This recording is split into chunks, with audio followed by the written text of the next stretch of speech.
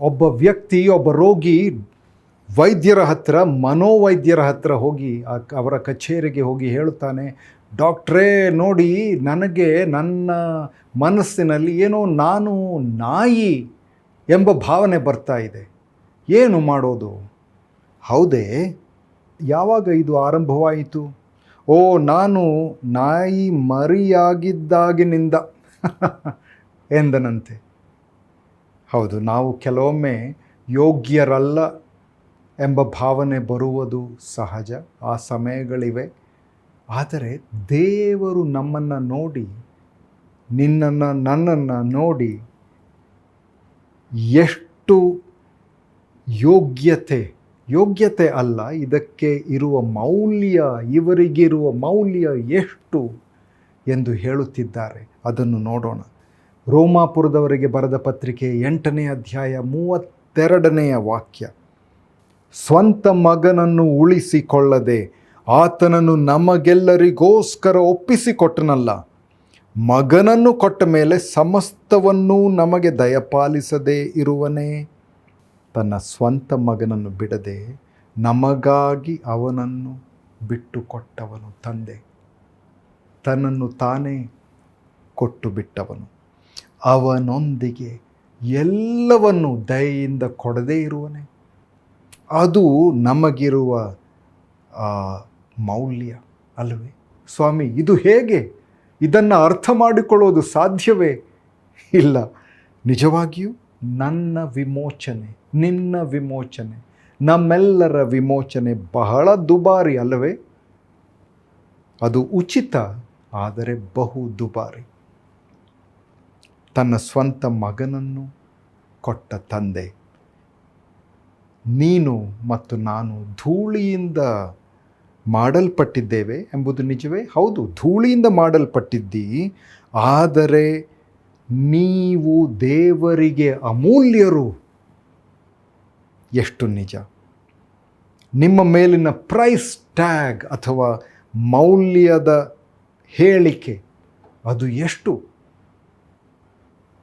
ಅದು ಆ ವಿಮೋಚನಾ ಮೌಲ್ಯ ಎಷ್ಟು ದುಬಾರಿ!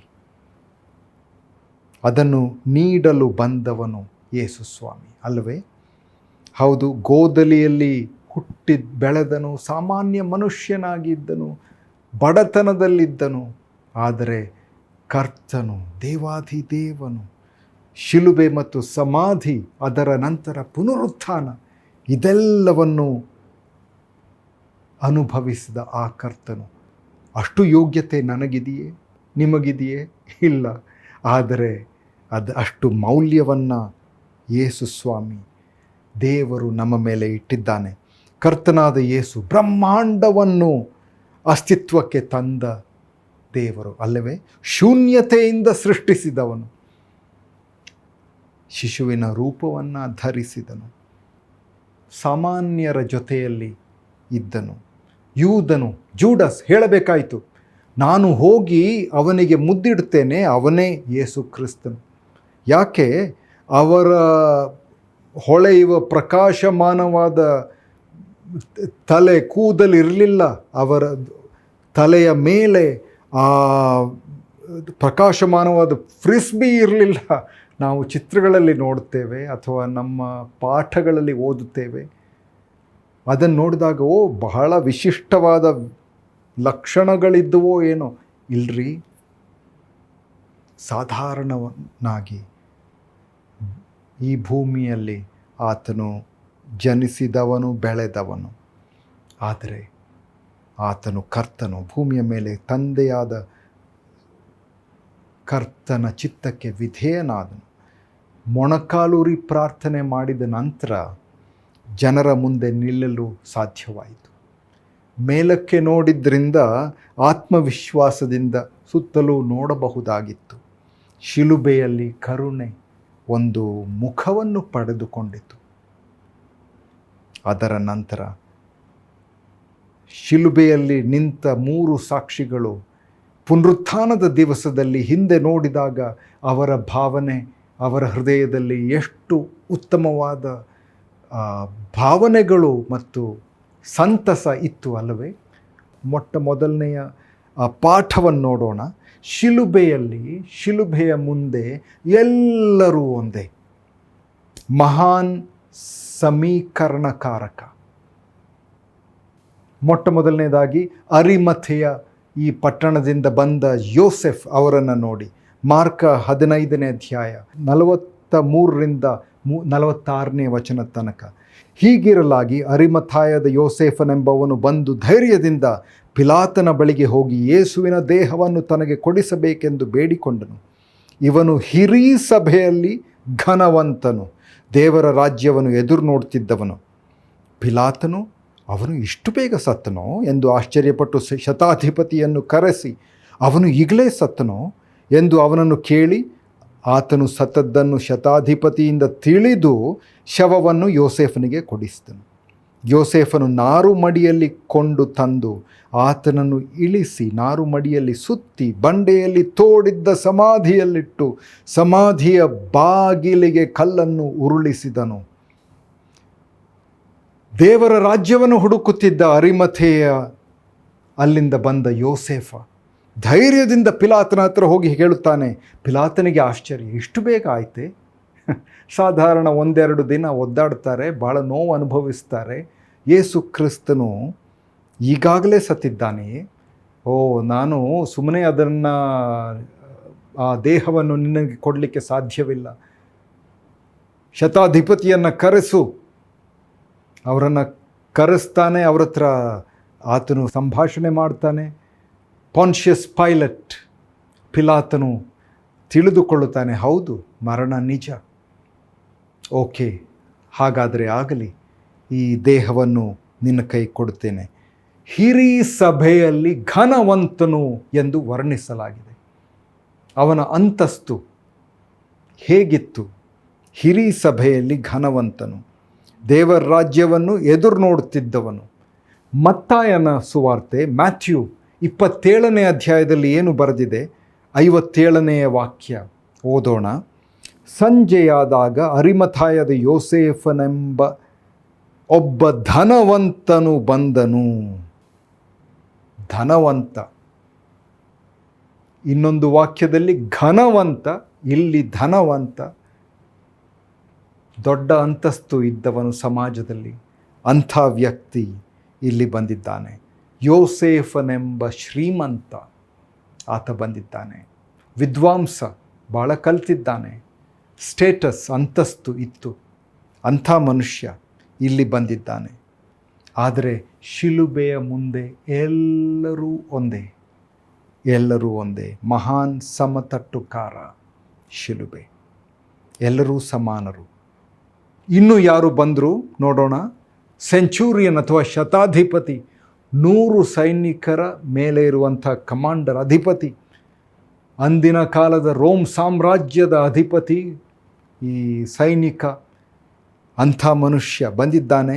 27ನೇ ಅಧ್ಯಾಯ ಮತ್ತಾಯ, ಮ್ಯಾಥ್ಯೂ 27 54ನೇ ವಚನ ಓದೋಣ. ಶತಾಧಿಪತಿಯು ಮತ್ತು ಅವನ ಸಂಗಡ ಯೇಸುವನ್ನು ಕಾಯುತ್ತಿದ್ದವರು ಭೂಕಂಪವನ್ನು, ನಡೆದ ಸಂಗತಿಗಳನ್ನು ನೋಡಿ ಬಹಳ ಹೆದರಿಕೊಂಡು ನಿಜವಾಗಿ ಈತನು ದೇವಕುಮಾರನಾಗಿದ್ದನು ಅಂದರು.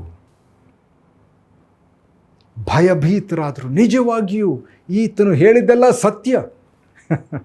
ನಿಜವಾಗಿಯೂ ದೇವಕುಮಾರನಾಗಿದ್ದನು. ಇವನು ದೇವರ ಮಗ. ಅವನು ಹೇಳಿದ್ದು ನಿಜ. ಮಾರ್ಕ 15ನೇ ಅಧ್ಯಾಯ 39ನೇ ವಚನ. ಆತನು ಹೀಗೆ ಪ್ರಾಣ ಬಿಟ್ಟದ್ದನ್ನು ಆತನ ಹತ್ತಿರ ಎದುರಿಗೆ ನಿಂತಿದ್ದ ಶತಾಧಿಪತಿಯು ನೋಡಿ ನಿಜವಾಗಿ ಈ ಮನುಷ್ಯನು ದೇವಕುಮಾರನಾಗಿದ್ದನು ಅಂದನು. ಕೊನೆಯುಸಿರನ್ನು ಎಳೆದ ಆ ಸಮಯ, ಅಂತ್ಯದಲ್ಲಿ ನೋಡಿದ ಗುಣ, ನಿಜವಾಗಿಯೂ ಈ ಮನುಷ್ಯನು ದೇವರ ಮಗನಾಗಿದ್ದನು ಅಲ್ಲವೇ? ನೋಡಿ, ಶತಾಧಿಪತಿ ಸೈನಿಕ, ಬಲಾಢ್ಯ ಮನುಷ್ಯ, ಅಧಿಕಾರವಿದ್ದವನು. ಅದಕ್ಕೆ ಮುಂಚಿತವಾಗಿ ಬಂದವರು ಯಾರು? ನಾವು ಧ್ಯಾನ ಮಾಡಿದ್ದು ಯಾರ ಬಗ್ಗೆ? ಯೋಸೇಫನು. ಧನವಂತ, ಘನವಂತ, ಸಮಾಜದಲ್ಲಿ ಅಂತಸ್ತಿದ್ದವನು. ಮೂರನೆಯವನು ಯಾರು? ಕಳ್ಳ, ದರೋಡೆಕೋರ, ಬಹುಶಃ ಕೊಲೆಗಾರ, ದಂಗೆಕೋರ. ಮತ್ತಾಯ 27ನೇ ಅಧ್ಯಾಯ 44ನೇ ವಚನ. ಆತನ ಸಂಗಡ ಶಿಲುಬೆಗೆ ಹಾಕಲ್ಪಟ್ಟ ಕಳ್ಳರೂ ಸಹ ಆತನನ್ನು ಅದೇ ಪ್ರಕಾರ ನಿಂದಿಸ್ತಾ ಇದ್ದರು. ಮಾರ್ಕ 15ನೇ ಅಧ್ಯಾಯದಲ್ಲಿ 27ನೇ ವಚನ. ಅದಲ್ಲದೆ 2 ಕಳ್ಳರನ್ನು ತಂದು ಒಬ್ಬನನ್ನು ಆತನ ಬಲಗಡೆಯಲ್ಲಿ ಒಬ್ಬನನ್ನು ಎಡಗಡೆಯಲ್ಲಿ ಆತನ ಸಂಗಡ ಶಿಲುಬೆಗೆ ಹಾಕಿದ್ರು. ದರೋಡೆಕೋರರು, ದುಷ್ಕರ್ಮಿಗಳು ಎಂಬ ಪದವನ್ನು 23ನೇ ಅಧ್ಯಾಯ ಲೂಕನ ಸುವಾರ್ತೆ 23ನೇ ಅಧ್ಯಾಯದಲ್ಲಿ ಉಪಯೋಗಿಸಲಾಗಿದೆ. ಏನೆಲ್ಲ ಮಾಡಿದ್ರು? ಕಳ್ಳರಾಗಿದ್ದರು, ದರೋಡೆಕೋರರಾಗಿದ್ದರು, ದಂಗೆಕೋರರಾಗಿದ್ದರು, ಕೊಲೆ ಮಾಡಿದ್ರ ನಮ್ಗೆ ಗೊತ್ತಿಲ್ಲ. ಎಂಥ ಹಿನ್ನೆಲೆಯಿಂದ ಬಂದಿರಬೇಕು, ಒಂದು ಕುಟುಂಬದಲ್ಲಿ ಮುರಿದ ಕುಟುಂಬವಾಗಿರಬೇಕು. ಅನೇಕರು ಈ ಮನುಷ್ಯನು ಹೀಗೆ ಆಗಲಿಕ್ಕೆ ಕಾರಣವಾಗಿರಬೇಕು. ಆದರೆ ಅಂತ್ಯದಲ್ಲೂ ಅವರೇ ಜವಾಬ್ದಾರರು ಅಲ್ಲವೇ? ನಮಗೆ ಆದ ಸಂಗತಿಗಳು ಹೌದು, ಅದು ನಮ್ಮನ್ನು ರೂಪಿಸಬಹುದು, ಆದರೆ ನಾವು ಮಾಡಿದ್ದು ಅದಕ್ಕೆ ನಾವೇ ಜವಾಬ್ದಾರರು. ಈ ಮನುಷ್ಯನು, ಇವರಿಬ್ಬರು ಕಳ್ಳರು, ಅವರೇ ಜವಾಬ್ದಾರರು. ಅಲ್ಲಿದ್ದರು, ಅವರ ಹೆಸರೇನೂ ನಮಗೆ ಗೊತ್ತಿಲ್ಲ. ನಾವು ಹೇಳುತ್ತೇವೆ, ಕೆಲವೊಮ್ಮೆ ನಂಬುತ್ತೇವೆ, ಬಲಗಡೆಯಲ್ಲಿದ್ದವನು ನಂಬಿದ, ಪಶ್ಚಾತ್ತಾಪ ಪಟ್ಟ, ಎಡಗಡೆಯಲ್ಲಿದ್ದವನು ಪಶ್ಚಾತ್ತಾಪ ಪಡಲಿಲ್ಲ ಎಂಬುದಾಗಿ. ಅದು ನಿಜವೇ? ನಮ್ಗೆ ಗೊತ್ತಿಲ್ಲ. ಯಾವ ಕಡೆಯಲ್ಲಿತ್ತು ನಮ್ಗೆ ಗೊತ್ತಿಲ್ಲ. 2 ಕಡೆಯಲ್ಲಿ ಈ ದುಷ್ಕರ್ಮಿಗಳನ್ನು ಶಿಲುಬೆಗೆ ಏರಿಸಿದ್ರು ಎಂಬುದನ್ನು ಮಾತ್ರ ಈ ಸುವಾರ್ತೆಗಳಲ್ಲಿ ಬರೆಯಲಾಗಿದೆ. 4ನೆಯ ಶತಮಾನದ ಕೆಲವು ಬರಹಗಳಲ್ಲಿ ಅವರ ಹೆಸರು, ಒಬ್ಬನು ಡೆಸ್ಮಸ್, ಇನ್ನೊಬ್ಬನು ಗೆಸ್ಟಸ್ ಎಂದು ಇತ್ತು ಎಂದು ಬರೆಯಲಾಗಿದೆ. ಅದು ನಿಜವೇ? ನಮ್ಗೆ ಗೊತ್ತಿಲ್ಲ. ಸಮಾಜದ ವಿಭಿನ್ನ ಸ್ತರಗಳನ್ನು ನೋಡಿ, ಒಬ್ಬ ಶ್ರೀಮಂತ ವ್ಯಕ್ತಿ, ವಿದ್ವಾಂಸ, ಇನ್ನೊಬ್ಬ ರೋಮನ್ ಶತಾಧಿಪತಿ, ಅಧಿಕಾರವಿದ್ದವನು, ಬಲಾಢ್ಯ, ಇನ್ನೊಬ್ಬ ಕಳ್ಳ. ಆದರೆ 3 ಜನ ಎಲ್ಲರೂ ಸಮಾನರು. ಸಮುದಾಯದಲ್ಲಿ ಅಂತಸ್ತು ಬೇರೆ, ಆದರೆ 3 ಜನ ಈ ಶಿಲುಬೆಯ ಮುಂದೆ ನಿಂತಾಗ ಅವರೆಲ್ಲರೂ ಸಮಾನರು, ಸಹೋದರ ಸಹೋದರಿಯರೇ. ಈ ಪುನರುತ್ಥಾನದ ದಿನದಲ್ಲಿಯೂ ನಾವು ತಿರುಗಿ ನೋಡುವಾಗ ನಾವೆಲ್ಲರೂ ಕ್ರಿಸ್ತನ ಮುಂದೆ, ಕ್ರೂಜೆಯ ಮುಂದೆ ಹಾಗೂ ಸಮಾಧಿಯ ಮುಂದೆ ನಿಂತಾಗ, ಆದರೆ ಸಮಾಧಿಯಲ್ಲಿ ಯಾರೂ ಇಲ್ಲ, ಕಲ್ಲನ್ನು ಉರುಳಿಸಿಬಿಟ್ಟಿದ್ದಾರೆ. ಕ್ರಿಸ್ತನು ಅಲ್ಲಿಲ್ಲ, ಆತನು ಪುನರುತ್ಥಾನನಾಗಿದ್ದಾನೆ, ಎದ್ದಿದ್ದಾನೆ. ಅವನ ಮುಂದೆ ನಾವು ಬರುವಾಗ ಎಲ್ಲರೂ ಸಮಾನರು ಅಲ್ಲವೇ? ಎಲ್ಲರಿಗೂ ಬೇಕು ಕ್ಷಮೆ. 2ನೆಯ ಪಾಠ, ಕ್ರಿಸ್ತನ ಶಿಲುಬೆ ಭಯವನ್ನು ದೂರ ಮಾಡುತ್ತದೆ. ಒಬ್ಬ ಸ್ನೇಹಿತ ತನ್ನ ನೆರೆಮನೆಯವನನ್ನು ಭೇಟಿ ಮಾಡಿದಂತೆ. ಯೂನಿಫಾರ್ಮ್ ಅಥವಾ ಪೊಲೀಸ್ ಸಮವಸ್ತ್ರದಲ್ಲಿ ಅವನನ್ನು ಕೂತಿದ್ದನ್ನು ನೋಡಿ, ಏನಯ್ಯ ಇವತ್ತು ಸಮವಸ್ತ್ರದಲ್ಲಿದ್ದೀಯಾ, ಯೂನಿಫಾರ್ಮ್ ಹಾಕಿದ್ದೀಯಾ? ಸಾಧಾರಣ ಈ ಯೂನಿಫಾರ್ಮನ್ನು ನೀನು ಬಳಸೋದಿಲ್ಲ, ಯಾಕೆ? ಓ, ನಾನು ಸೀಕ್ರೆಟ್ ಸರ್ವಿಸ್ನಲ್ಲಿ ಇದ್ದೇನೆ, ರಹಸ್ಯ ಸೇವೆಯ ಭಾಗವಾಗಿದ್ದೇನೆ. ಹೌದಾ? ಹಾಗಾದರೆ ಈಗ ಯಾಕೆ ಈ ಸಮವಸ್ತ್ರವನ್ನು, ಯೂನಿಫಾರ್ಮನ್ನು ಹಾಕಿದ್ದಿ? ಓ, ಇಂದು ನನಗೆ ರಜಾ ದಿನ ಎಂದನಂತೆ. ನೋಡಿ, ಅರಿಮಥಾಯದ ಯೋಸೇಫ ಕ್ರಿಸ್ತನನ್ನು ನಂಬಿದ್ದ, ಆದರೆ ರಹಸ್ಯವಾಗಿ. ಯೋಹಾನು ಅದನ್ನು ಬರೆಯುತ್ತಾನೆ. 19ನೇ ಅಧ್ಯಾಯ 38ನೇ ವಚನ ಓದೋಣ.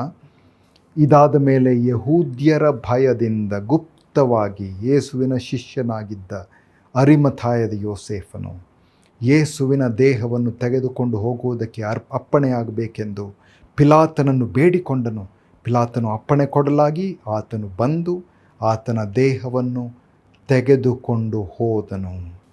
ಗುಪ್ತವಾಗಿ, ರಹಸ್ಯವಾಗಿ ಶಿಷ್ಯನಾಗಿದ್ದನು. ಯಾಕೆ? ಯಹೂದ್ಯರ ಭಯ.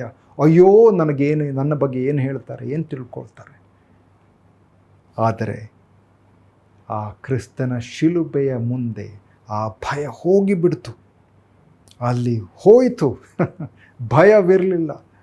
ಲೂಕ 23ನೇ ಅಧ್ಯಾಯದಲ್ಲೂ ಅದೇ ವಿಧವಾದ ಬಣ್ಣನೆಯನ್ನು ನಾವು ನೋಡುತ್ತೇವೆ. 50ರಿಂದ 53ನೇ ವಚನಗಳು. ಯೋಸೇಫನು ಹಿರೀ ಸಭೆಯವನು, ಉತ್ತಮನು, ಸತ್ಪುರುಷನು, ದೇವರ ರಾಜ್ಯವನ್ನು ಎದುರು ನೋಡುತ್ತಿದ್ದವನು. ಹಿರೀ ಸಭೆಯವರ ಆಲೋಚನೆಗೂ ಕೃತ್ಯಕ್ಕೂ ಸಮ್ಮತಿ ಪಟ್ಟಿರಲಿಲ್ಲ. ಅಲ್ಲಿ ಹೋಗಿ ಕೇಳುತ್ತಾನೆ, ಯೇಸುವಿನ ದೇಹವನ್ನು ಪಡೆದುಕೊಳ್ಳುತ್ತಾನೆ. ಆ ಪುನರುತ್ಥಾನದ ದಿನ ಎಂಥ ಎಂಥ ಅವಕಾಶ ಆತನಿಗೆ ಅಲ್ಲವೇ? ಎಷ್ಟು ಸಂತಸದ ದಿನ. ಆದರೆ ಭಯವನ್ನು ನೀಗಿಸಿದ ಕ್ರೂಜೆ, ಶಿಲುಬೆ. ಭಯವೆಲ್ಲ ಹೋಯಿತು. ನೋಡಿ, ನಮಗೂ ಕೆಲವೊಮ್ಮೆ ಭಯವಿರಬಹುದು. ಸ್ವಾಮಿ, ನಿನ್ನನ್ನು ಹಿಂಬಾಲಿಸಲು ನನಗೆ ಶಕ್ತಿ ಇಲ್ಲ. ಅರಿಮಥಾಯದ ಯೋಸೇಫನನ್ನು ಸಕ್ರಿಯಗೊಳಿಸಿದ ಕರ್ತನು ನನ್ನನ್ನು ನಿನ್ನನ್ನು ಸಬಲೀಕರಿಸಬಲ್ಲನು. ಆತನಿಗೆ ಗೊತ್ತುಂಟು ಭಯವನ್ನು ನಿರ್ಮೂಲ ಮಾಡುವುದು ಹೇಗೆ ಎಂಬುದಾಗಿ. ಅದೊಂದು ಸಾರ್ವಜನಿಕ ಘಟನೆಯಾಯಿತು. ಮೂರನೆಯ ಪಾಠ, ಶಿಲುಬೆಯು ಹೃದಯ ಮತ್ತು ಮನುಷ್ಯನ ಶಾಶ್ವತ ಭವಿಷ್ಯವನ್ನು, ನಿರ್ದಿಷ್ಟ ಸ್ಥಾನವನ್ನು ಬದಲಾಯಿಸುವಂಥದ್ದು. ಈ ಕ್ರೂಜೆಯಲ್ಲಿದ್ದ ಕಳ್ಳ ದುಷ್ಕರ್ಮಿಗಳಲ್ಲಿ ಒಬ್ಬ ಅಲ್ಲವೇ? 23ನೇ ಅಧ್ಯಾಯ, ಲೂಕನ ಸುವಾರ್ತೆ 23ನೇ ಅಧ್ಯಾಯ 39ರಿಂದ 43. ತೂಗ ಹಾಕಿದ್ದ ದುಷ್ಕರ್ಮಿಗಳಲ್ಲಿ ಒಬ್ಬನು ಆತನನ್ನು ದೂಷಿಸಿ, ನೀನು ಬರಬೇಕಾದ ಕ್ರಿಸ್ತನಲ್ವೇ? ನಿನ್ನನ್ನೂ ರಕ್ಷಿಸ್ಕೋ, ನಮ್ಮನ್ನೂ ರಕ್ಷಿಸು ಎಂದು ಕೇಳಿದ್ದಕ್ಕೆ ಎರಡನೆಯವನು ಅವನನ್ನು ಗದರಿಸಿ, ನೀನು ಇದೇ ದಂಡನೆಯಲ್ಲಿರುವಾಗಲೂ ದೇವರಿಗೆ ಹೆದರುವುದಿಲ್ವೋ? ನಾವಂತೂ ನ್ಯಾಯವಾಗಿ ದಂಡನೆಯಲ್ಲಿದ್ದೇವೆ, ನಾವು ಮಾಡಿದ್ದಕ್ಕೆ ತಕ್ಕ ಪ್ರತಿಫಲವನ್ನು ಹೊಂದುತ್ತಾ ಇದ್ದೇವೆ. ಈತನಾದರೂ ಅಲ್ಲದ್ದೇನೂ ಮಾಡಲಿಲ್ಲ ಎಂದು ಹೇಳಿ, ಯೇಸುವೆ, ನೀನು ನಿನ್ನ ರಾಜ್ಯವನ್ನು ಪಡೆದವನಾಗಿ ಬರುವಾಗ ನನ್ನನ್ನು ನೆನೆಸಿಕೋ ಅಂದನು. ಅದಕ್ಕೆ ಯೇಸು, ಈ ಹೊತ್ತೇ ನನ್ನ ಸಂಗಡ ಪರದೈಸಿನಲ್ಲಿರುವಿ ಎಂದು ನಿನಗೆ ಸತ್ಯವಾಗಿ ಹೇಳುತ್ತೇನೆ ಎಂದು ಉತ್ತರ ಕೊಟ್ಟನು. ಇಲ್ಲೊಬ್ಬನಿದ್ದಾನೆ, ನಿಂದಿಸ್ತಾ ಇದ್ದಾನೆ, ನೀನು ಕ್ರಿಸ್ತನಲ್ಲವೇ? ಮೆಸ್ಸಿಯನಲ್ಲವೇ? ಪ್ರವಾದಿಗಳು ಬರೆದವರು ನಿನ್ನ ಬಗ್ಗೆ ಅಲ್ಲವೇ? ಅದು ನಿಜವಾದರೆ ಇಳಿದು ಬಾಪ್ಪ, ನಮ್ಮನ್ನು ಬಿಡಿಸಪ್ಪ. ಗೇಲಿ ಮಾಡ್ತಾ ಇದ್ದ. ಆಗ ಮೊದಲೆಲ್ಲ ಗೇಲಿ ಮಾಡಿದ ವ್ಯಕ್ತಿ ಇನ್ನೊಬ್ಬ ಕಳ್ಳ, ಆತನು ನೋಡಿ ಹೇಳುತ್ತಾನೆ, ಏನಯ್ಯ ನಿನಗೆ ಭಯವಿಲ್ಲವೇ?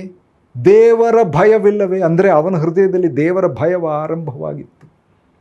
ಮತ್ತು ಏನು ಹೇಳ್ತಾನೆ, ನಾವು ನಿಜವಾಗಿ ಈ ಕಷ್ಟವನ್ನು ಅನುಭವಿಸ್ತಾ ಇದ್ದೇವೆ, ನಮ್ಮ ಅಪರಾಧಕ್ಕೆ ತಕ್ಕ ಶಿಕ್ಷೆ ನಮಗೆ ದೊರಕಿದೆ. ಆದರೆ ಈತನು ಅಂಥವನಲ್ಲ, ನಿರ್ದೋಷಿ. ಇಬ್ಬರೂ ನಿಂದಿಸ್ತಾ ಇದ್ದರು. ಅವರಲ್ಲಿ ಒಬ್ಬನಲ್ಲಿ ಸಂಪೂರ್ಣವಾದ ವ್ಯತ್ಯಾಸ, ಹೃದಯದಲ್ಲಿರುವ ವ್ಯತ್ಯಾಸ. ನೋಡಿ, ತನ್ನ ಪಾಪವನ್ನು ಒಪ್ಪಿಕೊಳ್ತಾನೆ. ಕರ್ತನ ಮುಂದೆ ಇರುವಾಗ ಆತನು ನಿರ್ದೋಷಿ. ಆತನ ಪವಿತ್ರತೆ ಅದು ಅವನ ಹೃದಯಕ್ಕೆ ನಾಟಿತು ಅಲ್ಲವೇ? ನಾವಂತೂ ನ್ಯಾಯವಾಗಿ ದಂಡನೆಯಲ್ಲಿದ್ದೇವೆ. ಸ್ವಾಮಿ, ನಾನು ಮಾಡಿದ್ದು ತಪ್ಪು, ನನ್ನಲ್ಲಿ ಯಾವ ಒಳ್ಳೆತನವೂ ಇಲ್ಲ, ನನ್ನ ಪಾಪಗಳು ಬಹು ಮಟ್ಟಿಗೆ ಇವೆ, ಅದನ್ನು ಹೊರುವುದಕ್ಕೆ ನನ್ನಿಂದ ಸಾಧ್ಯವಿಲ್ಲ. ಪಾಪದ ಸಂಬಳ ಮರಣ. ಆದರೆ ಸ್ವಾಮಿ, ನಿತ್ಯ ಜೀವ ನಿನ್ನ ದಾನ, ಅದನ್ನು ನಾನು ಸ್ವೀಕರಿಸುತ್ತೇನೆ. ದೇವರಿಗೆ ಭಯಪಡಲು ಆರಂಭಿಸಿದ ಕೊನೆಯ ನಿಮಿಷದಲ್ಲಿ ಆಳ್ಗೆ ಕೇಳುತ್ತಾನೆ, ಸ್ವಾಮಿ, ನೀನು ನಿನ್ನ ರಾಜ್ಯದಲ್ಲಿ ಬರುವಾಗ ನನ್ನನ್ನು ನೆನೆಸಿಕೋ. ಎಂಥ ಅದ್ಭುತವಾದ ಪ್ರಾರ್ಥನೆ, ಎಂಥ ಅದ್ಭುತವಾದ ಸುಂದರವಾದ ಉತ್ತರ ಅಲ್ಲವೇ? 18ನೇ ಶತಮಾನದಲ್ಲಿ ಪ್ರಷ್ಯ ರಾಜ್ಯದ ರಾಜನಾಗಿದ್ದ ಫ್ರೆಡ್ರಿಕ್ II, ಎರಡನೆಯ ಫ್ರೆಡ್ರಿಕ್, ಆತನು ಜೈಲಿನ ಪರಿಶೀಲನಾ ಪ್ರವಾಸಕ್ಕೆ ಹೋದಾಗ, ಅದರ ಇನ್ಸ್ಪೆಕ್ಷನ್ಗೆ ಹೋದನಂತೆ. ಒಂದು ಜೈಲಿಗೆ ಹೋದಾಗ ಅನೇಕ ಮಂದಿ ಕೈದಿಗಳಿದ್ದರು. ಅವರೆಲ್ಲ ಬೇಡಿಕೊಳ್ತಾರೆ, ಸ್ವಾಮಿ, ನಾನು ನಿರ್ದೋಷಿ, ನಾನು ಏನು ತಪ್ಪು ಮಾಡಿಲ್ಲ, ನನ್ನನ್ನು ಹಿಡಿದು ಇಲ್ಲಿ ಹಾಕಿದ್ದಾರೆ, ದಯವಿಟ್ಟು ಬಿಡಿಸಿ. ಇನ್ನೊಬ್ಬರು ಕೇಳ್ಕೊಳ್ತಾರೆ, ಅವರೆಲ್ಲ ಕೂಗಾಡ್ತಾ ಇದ್ದಾರೆ, ಸ್ವಾಮಿ ನೋಡಿ ನಾವೆಲ್ಲ ತಪ್ಪು ಮಾಡದೇ ಇದ್ದವರು. ಆಗ ಒಬ್ಬ ಮಾತ್ರ ಏನೂ ಮಾತನಾಡದೆ ಒಂದು ಮೂಲೆಯಲ್ಲಿ ಕೂತಿದ್ದಾನೆ. ಅವನ ಹತ್ರ ಈ ರಾಜ ಹೋಗಿ ಹೇಳ್ತಾನೆ, ಏನಯ್ಯ ನೀನು ಯಾಕೆ ಇಲ್ಲಿ ಬಂದಿ ಎಂದು ಕೇಳಿದಾಗ ಅವನು ಹೇಳ್ತಾನೆ, ಸ್ವಾಮಿ ನಾನು ದರೋಡೆ ಮಾಡಿದವನು ಮಹಾರಾಜ, ಸಶಸ್ತ್ರ ದರೋಡೆ. ಹೌದು, ನೀನು ಈ ಅಪರಾಧಕ್ಕೆ ತಪ್ಪಿತಸ್ಥನೇ? ಅವನು ಹೇಳ್ತಾನೆ, ಹೌದು ಸ್ವಾಮಿ, ನಾನು ಈ ಶಿಕ್ಷೆಗೆ ಅರ್ಹನು. ಆಗ ರಾಜ ಹೇಳ್ತಾನೆ, ಜೈಲಿನ ಅಧಿಕಾರಿಯನ್ನು ಕರೆಸಿ ಈ ಎಲ್ಲ ಮುಗ್ಧ ಜನರನ್ನು ಇವನು ದೋಷಿ, ಇವನು ಭ್ರಷ್ಟಗೊಳಿಸ್ತಾನೆ, ಇವನು ಇನ್ಫ್ಲೂಯೆನ್ಸ್ ಮಾಡ್ತಾನೆ, ಇವನ ಕೆಟ್ಟ ಈ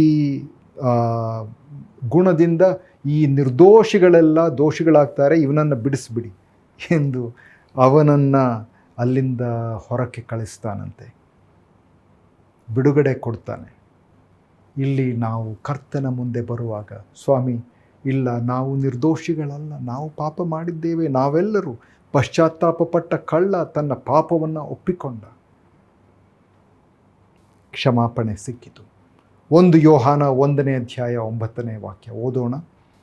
ನಮ್ಮ ಪಾಪಗಳನ್ನು ಒಪ್ಪಿಕೊಂಡು ಅರಿಕೆ ಮಾಡಿದರೆ ಆತನು ನಂಬಿಗಸ್ತನೂ ನೀತಿವಂತನೂ ಆಗಿರೋದರಿಂದ ನಮ್ಮ ಪಾಪಗಳನ್ನು ಕ್ಷಮಿಸಿ ಬಿಟ್ಟು ಸಕಲ ಅನೀತಿಯನ್ನು ಪರಿಹರಿಸಿ ನಮ್ಮನ್ನು ಶುದ್ಧಿ ಮಾಡುವನು. ಈ ಕೈದಿ, ಈ ಕಳ್ಳ ಅಥವಾ ದರೋಡೆಕೋರ, ಆತನನ್ನು ಯೇಸು ಸ್ವಾಮಿ ಕ್ಷಮಿಸಿದ. ಯಾಕೆ? ಕ್ಷಮಿಸುವ ಅಧಿಕಾರ ಆತನಿಗಿದೆ. ಆತನು ಅವನನ್ನು ಈಗ ಸ್ವರ್ಗದಲ್ಲಿ ಭೇಟಿ ಮಾಡಿದರೆ, ಹೇ ಡಿಸ್ಮಸ್, ಅವನ ಹೆಸರೇನೋ ನಮ್ಗೆ ಗೊತ್ತಿಲ್ಲ, ಏನಿತ್ತೋ ನಮ್ಗೆ ಗೊತ್ತಿಲ್ಲ, ನೀನು ಯಾವ ಸಿನಗಾಗ್ ಅಥವಾ ದೇವಾಲಯ ಅಥವಾ ಚರ್ಚಿನ ಭಾಗವಾಗಿದ್ದಿ?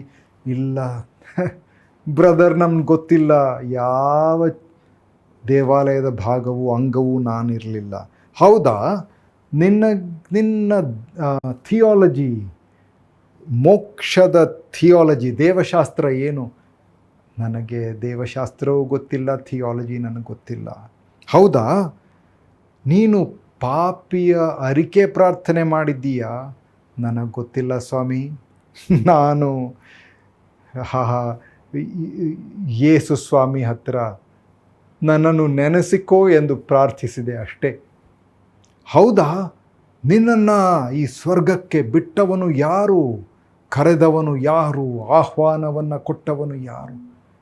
ಗೊತ್ತಿಲ್ಲ ಸ್ವಾಮಿ. ಮಧ್ಯದಲ್ಲಿದ್ದ ಶಿಲುಬೆಯಲ್ಲಿ, ಆ ಶಿಲುಬೆಯಲ್ಲಿದ್ದವನು ಬಾ ಎಂದು ಆಮಂತ್ರಣ ಕೊಟ್ಟ ಅಷ್ಟೇ. ಪ್ರಿಯ ಸ್ನೇಹಿತನೇ, ಆ ಮಧ್ಯದ ಶಿಲುಬೆಯಲ್ಲಿದ್ದ ಯೇಸು ಸ್ವಾಮಿ ಇಂದು ಪುನರುತ್ಥಾನದ ಕರ್ತನು, ದೇವಾಧಿದೇವನು, ರಾಜಾಧಿರಾಜನು, ಸಿಂಹಾಸನಾರೂಢನಾಗಿದ್ದಾನೆ, ಸಮಾಧಿಯಲ್ಲಿಲ್ಲ, ಎದ್ದಿದ್ದಾನೆ.